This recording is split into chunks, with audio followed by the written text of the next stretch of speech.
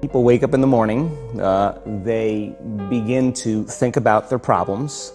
Those problems are circuits of memories in the brain. Each one of those memories are connected to people and things at certain times and places. And if the brain is a record of the past, the moment they start their day, they're already thinking in the past.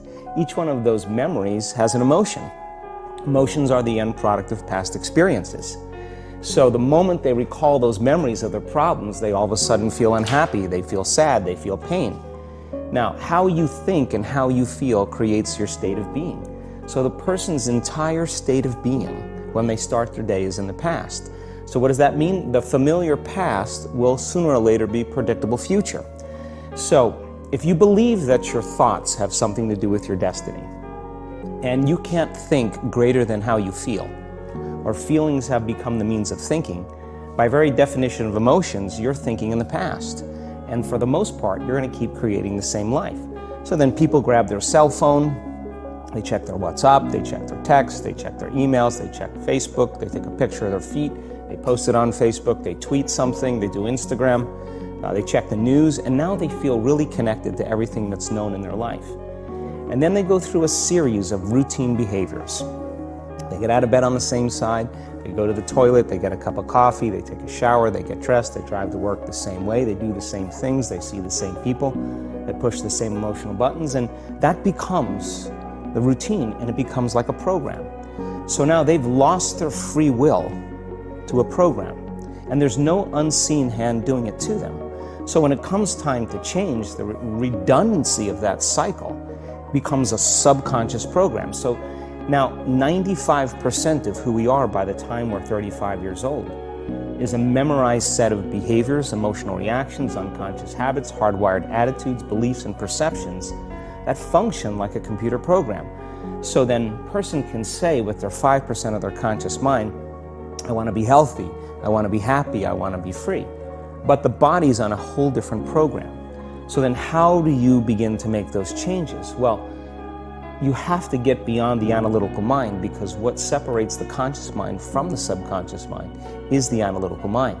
And that's where meditation comes in, because you can teach people through practice how to change their brainwaves, slow them down. And when they do that properly, they do enter the operating system where they can begin to make some really important changes. So most people then wait for crisis or trauma or disease or diagnosis. They wait for loss, some tragedy to make up their mind to change. And my message is, why wait?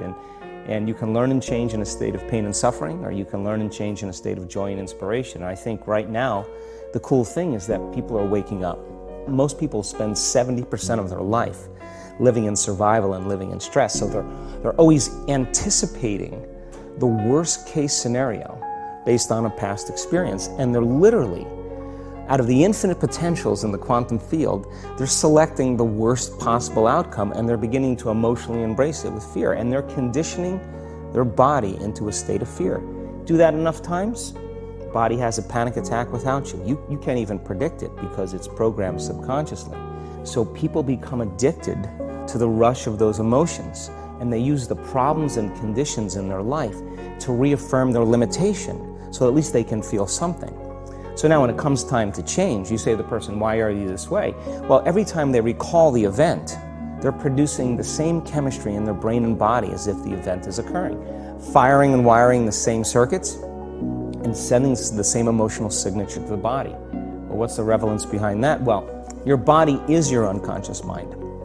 In a sense, if you're sitting down and you start thinking about some future worst case scenario that you're conjuring up in your mind, and you begin to feel the emotion of that event, your body doesn't know the difference between the event that's taking place in your world, outer world, and what you're creating by emotion or thought alone. So most people then, they're constantly reaffirming their emotional states. So when it comes time to give up that emotion, they can say, I really want to do it. But really the body is stronger than the mind because it's been conditioned that way. So the servant now has become the master. And the person all of a sudden, once they step into that unknown, they'd rather feel guilt and suffering because at least they can predict it. Being in the unknown is a scary place for most people because the unknown is uncertain. And people say to me, well, I can't predict my future. I'm in the unknown, and I always say the best way to predict your future is to create it. Not from the known, but from the unknown. What thoughts do you want to fire and wire in your brain? What behaviors do you want to demonstrate in one day? The act of rehearsing them mentally, closing your eyes, and rehearsing the action. Rehearsing the reaction of what you want, or the action? Yeah, the action of what you want. By closing your eyes and mentally rehearsing some action. If you're truly present, the brain does not know the difference between what you're imaging and what you're experiencing in 3D world.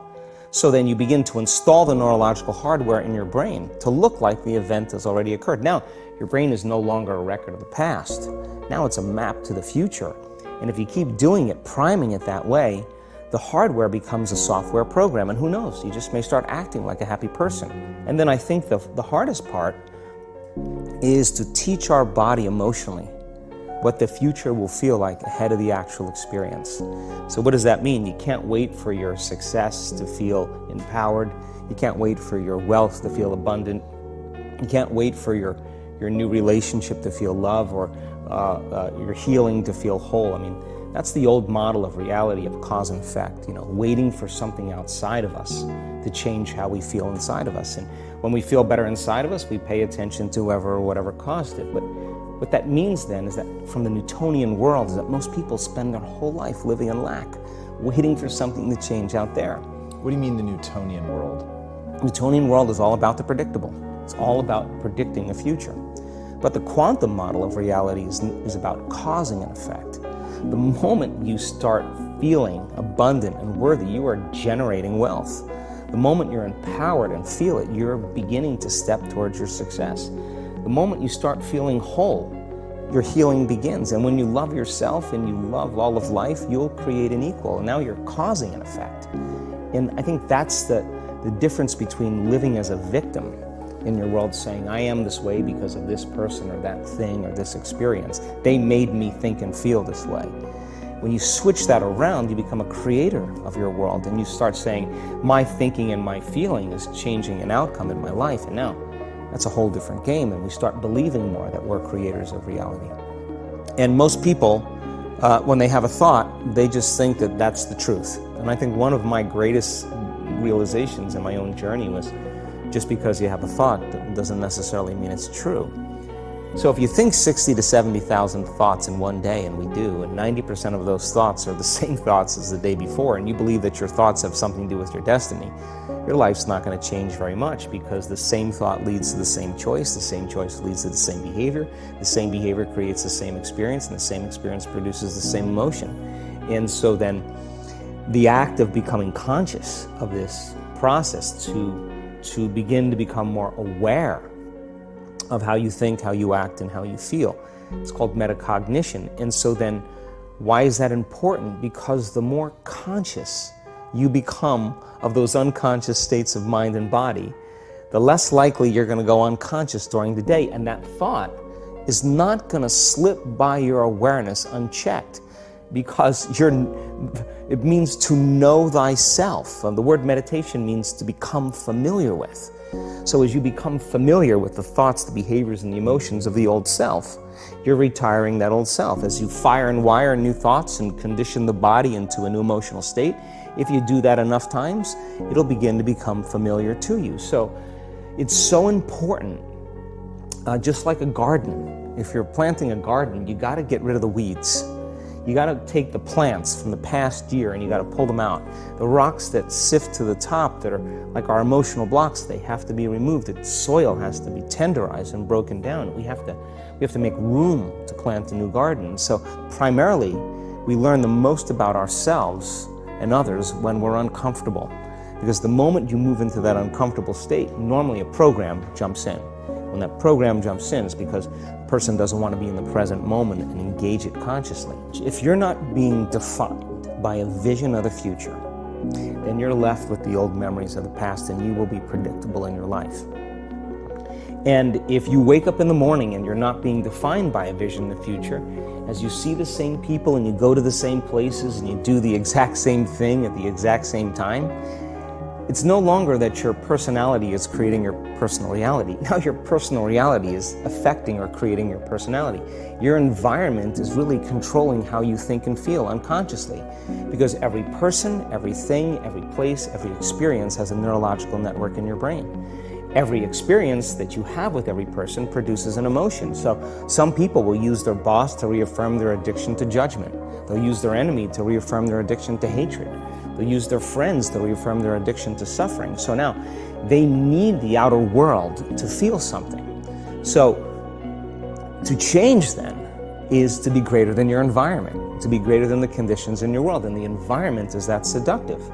So then why is meditation the tool? Well, let's sit down, let's close our eyes. Let's disconnect from your outer environment. So if you're seeing less things, there's less stimulation going to your brain. If you're playing soft music or you have earplugs in, less sensory information coming to your brain, so you're disconnecting from your environment. If you can sit your body down and tell it to stay like an animal, stay right here. I'm going to feed you when we're done. You can get up and check your emails, you can do all your texts, but right now, you're going to sit there and obey me. So then, when you do that properly, and you're not eating anything or smelling anything or tasting anything, you're not up experiencing and feeling anything, you would have to agree with me that you're being defined by a thought, right? So when the body wants to go back to its emotional past, and you become aware that your attention is on that emotion, and where you place your attention is where you place your energy, you're siphoning your energy out of the present moment into the past, and you become aware of that. And you settle your body back down in the present moment, because it's saying, well, it's 8 o'clock. You normally get upset because you're in traffic around this time. And here you are sitting, and we're used to feeling anger, and you're off schedule. Oh, it's 11 o'clock, and you usually check your emails and judge everybody. Well, the body's looking for that predictable chemical state. Every time you become aware that you're doing that, and your body is craving those emotions, and you settle it back down into the present moment, you're telling the body, it's no longer the mind, that you're the mind, and now your will is getting greater than the program. And if you keep doing this over and over again, over and over again, over and over again, just like training a stallion or a dog, it's just going to say, I'm going to sit. And the moment that happens, and the body's no longer the mind, when it finally surrenders, there's a liberation of energy. We go from particle to wave, from matter to energy, and we free ourselves from the chains of those emotions that keep us in the familiar past. And we've seen this thousands of times. In fact, we can actually predict it now on a brain scan.